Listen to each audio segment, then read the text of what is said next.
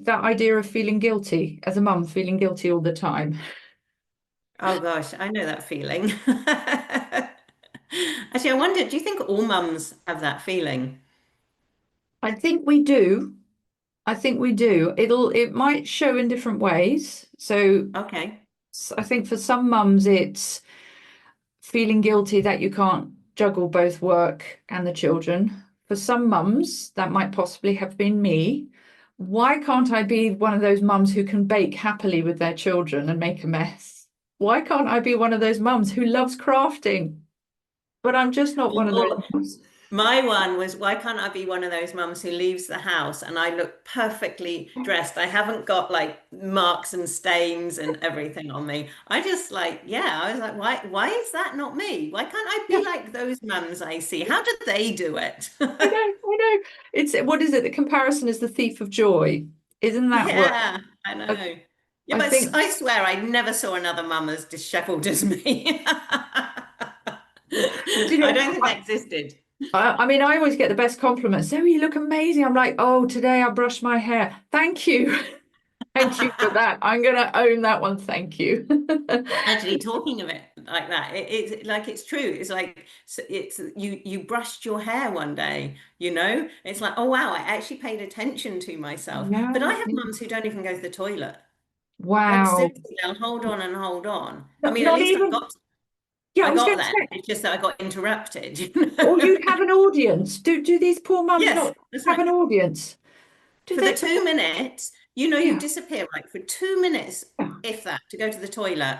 Yeah. And no, apparently you're needed. You can't be spared for 2 minutes. I mean, that way lies bladder infections. I'm going to be brutally honest there. That's quite an important self-care thing. Well, and look, and here's the thing, like, so that's what we're missing. Like, we're so busy feeling guilty about Yeah. what we're not doing as a parent. Yeah. We don't actually even get to feeling guilty about neglecting ourselves. No, I don't no, think. I don't no. think enough mums manage to think about themselves. No, you get so wrapped up in it, and then you are just so exhausted by the end of the day.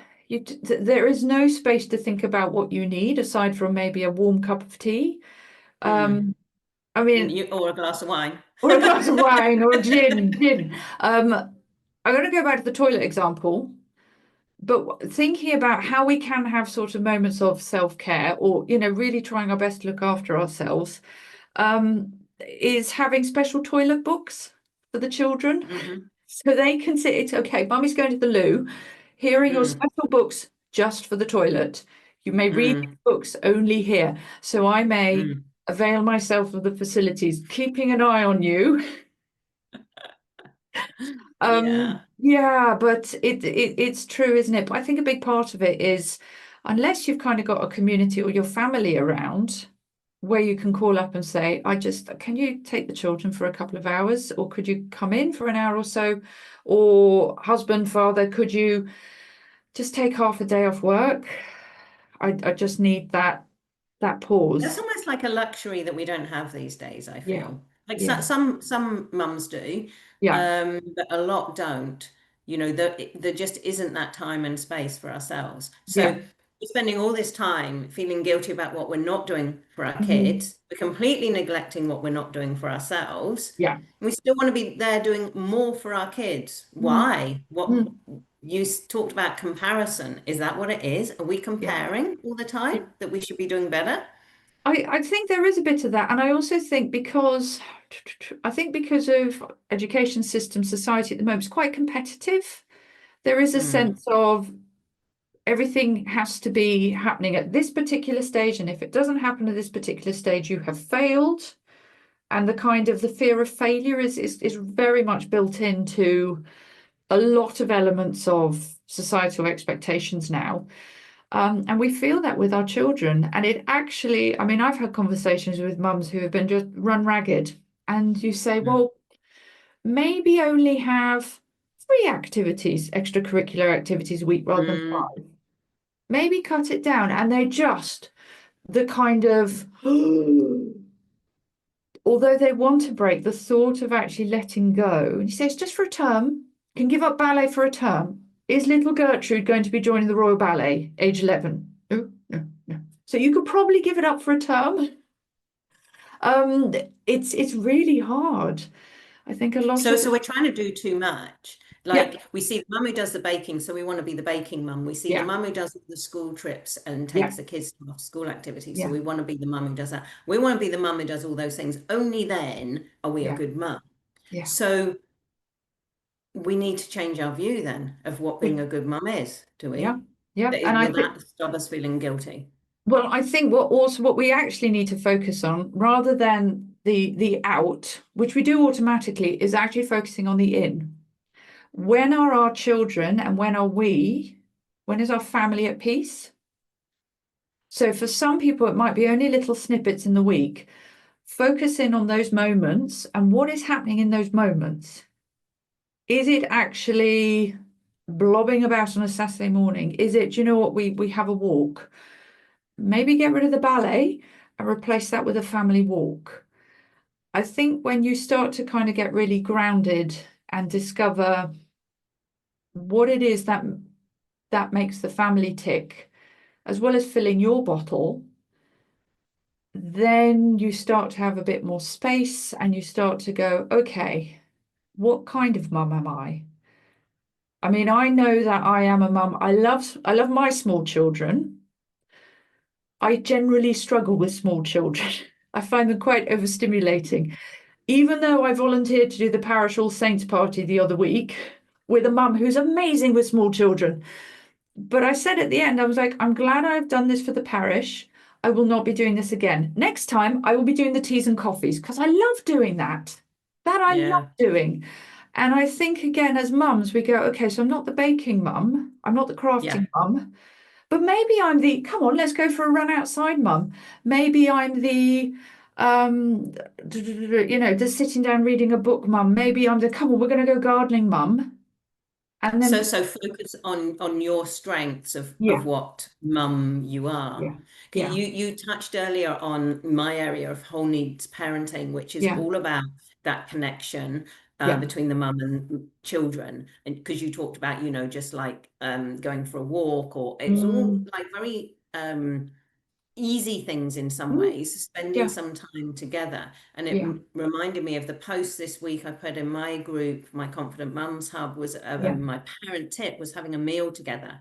Oh, And the so research important. that they've shown about how vital or how Yeah, beneficial it is. And a lot of families can't even do, they can't do a meal together every day. yeah, I say, well, at least try and do it twice a week because this is so yeah. beneficial. Now, that is back to the connecting. So Mm-hmm. that's a little bit back to what you were saying, that those are the crucial bits. It isn't the baking, it Yeah, isn't the, doing the crafts or whatever. It's yeah, about the quality of that connection when yeah, you're doing an yeah, activity. yeah, yeah. And so And maybe I think our focus is off of what is, a good mum. yeah, So let's not feel guilty for the things we can't do. yeah, You're saying focus on the type of mum you are, what your strengths are, yeah. and use that to get your connection with your children. Yeah, exactly. And really lean into that. And back to your point as well. I mean, connection is so important because if you are like me, the kind of mum who, when the crafting happens, goes, the glitter, the scissors, can we put the marker pens away? Oh, nobody's having fun. No, Nobody's you've having lost your fun at connection all. there. Lost the connection. There is no joy. Whereas in my case, or in our family's case, we sit down, we're reading a book, I'm doing silly voices, or I'm doing Play-Doh, that, then I'm there. Then I'm absolutely there. And meal times, that's a really simple way to make connection. Food has always been such a great connector of Mm, people. It really, I agree, that needs to be something. If you can't manage it most days, you try one day, 2 days over the weekend. It's like, no, actually, Saturday lunchtime and Sunday lunchtimes, they are boundaried off. This is for the family. We are having this time together, sitting at the table, mm. eating together. It's so important to have that. That's interesting. Dinner time chaos, homework meltdowns, endless washing. If your evenings feel like survival mode, the Command the Chaos Mum Life Management Planner is your first step back to calm. It's a printable 8-page guide and planner to help you reset your routines and breathe again. Start your reset today at realliferealkitchen.com. Link in the show notes. Even you just saying about reading books and doing funny voices, see, I'd go straight into, why can't I be that mum? You know, if I saw mum doing that, I'd be immediately like, no, I'm not perfect because I can't do that. Oh no, I don't do Play-Doh. I hate it. You know, isn't that interesting? It just brings it straight back to, we keep Yeah, seeing what we can't do. As soon as we see a mum doing something we yeah, can't do, like, I'm yeah, not perfect, I can't do yeah, that. Oh yeah. no, what's wrong with me? I'm not, But, you know, I'm not a good mum. but actually, what's quite useful about that is if you clock the mum who's like, you can do the funny voices. You enjoy baking with the children. Let's do a play date where if you're happy to do baking and crafting, go for it. And I would love to do the reading and the silly voices and a play or, whatever it is, whatever my kind of strength is. Yeah. In some ways, you can, and this comes back to the community, doesn't it? Again, if you think Yes. about within a family, amongst brothers and sisters, mad uncles, mad aunts, and parents, grandparents, everybody brings something different to the table. You'll have your kind of grumpy one you can tease, then you've got the witty one, then you've got the joyful one, you've got the melancholic one, and it all comes together, everybody bringing something to that. Yeah. So coming back to the mums, we are trying as individuals to be an entire community Okay. for our children and bringing Yes. all the gifts, all the personality traits, even those we don't have. And then beating ourselves up when we Yeah, don't. yeah, yeah, Yeah. yeah, absolutely. So this Yeah, is really cool. We've given some really, really good ideas. Also, thinking that maybe some tips of kind of like where to start. So we've yeah, said, you know, do the mum's bits that are your strengths. yeah, But what about if you're so exhausted you feel you can't do any of these things? And I know we've said a meal to connect would be great. Obviously, meals can be an absolute nightmare as well. So what would be some like nice, simple, straightforward takeaway tips for mums yeah, so that they can, yeah, start making that shift of not yeah. feeling like they're not the perfect mum. Okay, first thing, the phone needs to go away. That really needs to be an intentional, I am putting this away. Okay, so that is the first thing. Be it, 7 o'clock in the evening, it goes off and your brain has a break. And for the next couple of things, also put the phone away. Is come back to my point, just go for a walk with the children. Just it can be right, we're just going to walk to the shops, or we're going to go to walk to the park if you live in a town, or just go for a walk. Do that again, try and do that semi-regularly. My third option, if you are so physically exhausted, let's say, new baby, toddler, you haven't slept, find some really lovely, wholesome family films to watch. So you Yeah. have, might be 2, 3, even 4 days on the trot where you go, we're just having movie week, and you sit on the sofa, smothered in children, and you just hold them and you watch the film with them. Phone away for not doing this whilst watching the film, but you are there with them present, and you get to physically recharge, but you also got that physical connection and the holding, and they love it. They just love it when Yeah, you're, that's your time. yeah, That's they need some time with you. yeah, And you know, quality time one-on-one without the phone is really mm, important. And yeah, if yeah, all you can manage is watching a movie, and if you can keep your yeah, eyes open, that is yeah, really cool. exactly. And you know what? Even if you're snoozing, but they are physically close, Yeah.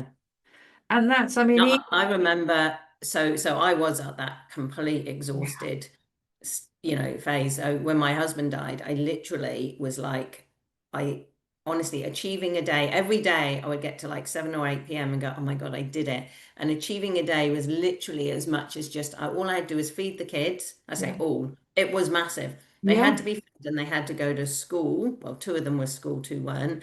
That to me was an achievement. yeah. There was How old, no how old higher were, bar. The bar was was this? really How old were the children? So you got two at so school. so two were at school. Yeah. One was 1.5 and I was pregnant when my husband Wow. died. Wow, And wow, then wow. obviously those early years of so two not at school and two at school. Yeah. Yeah. So I had to get Wow. through that. So Yeah. not only was it the grief, but you had the hormones, the birth, the toddler, the baby. Yeah. Then I had not to go on about me, but I did have the 2-year-old not sleeping for more than 2 hours at a time for 42 nights. Yes, I counted. 42 months. But So, you know, that's I've lived all these things.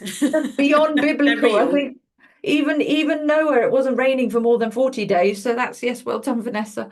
Oh my Yeah. goodness, that, So yeah, it's really the point is bringing the bar right yeah, down, yeah, right? Forget about being the baking mum, the crafting mum, the yeah, all those other mums. I was the mum who literally just had to get through the day. yeah. They had to get to bed and they had to be fed, Mhm. and older two had to get to school. That's a Mhm. win. That was Mhm. it. There were three Mhm. aims of the day. Yeah, Only when I could achieve those, like relatively easily, did I yeah, then increase to more yeah. things than that. Yeah, yeah. And I think that's also an important element. You, again, women, maybe it's women, maybe it's society, I'm not sure. But we go, no, we've got to change. Change has to happen and everything has to change at once. And if it doesn't, we've failed. Mm. And yet you fail because it's too much change at once. And obviously you've got small people, you've got children that you're trying to bring along and they're not so good with change either. And it all falls apart. I think back to your Well, it's not point. realistic No, to it's not expect. realistic. No, no, but yet we do. Yet we do expect We these do. massive changes. There's brain, and then there's kind of the lizardy bit of our brain that's like, no, we can do this. It'll be fine. It'll be fine.